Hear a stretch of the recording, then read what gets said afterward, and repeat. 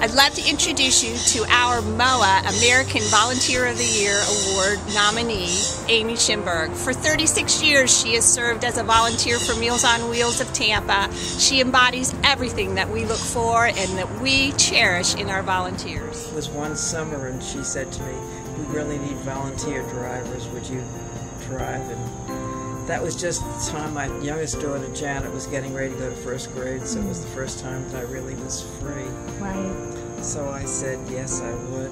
I'd try it 1 week, and I got a friend of mine. In those days, you did it in twos, which was really so nice. You had a partner, and you talked to the person, and they helped guide you where you were going, and it was just nice going into places with somebody and never to ask me to do anything on Wednesdays. That was my Meals on Wheels. The very interesting fact was when my grandchildren, more so, I don't think the children ever did that, did school projects and took pictures of the people, and I brought the pictures, and one house particularly had the mirror just filled with all of my grandchildren, different ones.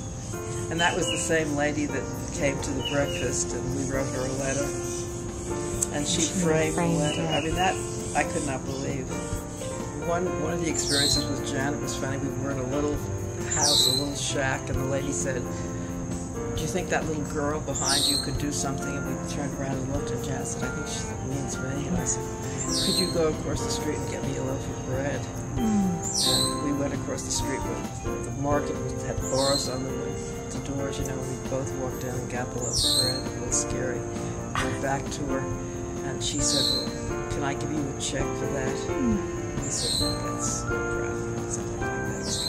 It's just struck us very funny with the experience. A neat, special thing to do that, as my little grandson said years ago, it makes you feel better, it makes the people feel better. I think that sums it up perfectly. It's so important to give of yourself, and it's such a gratifying experience.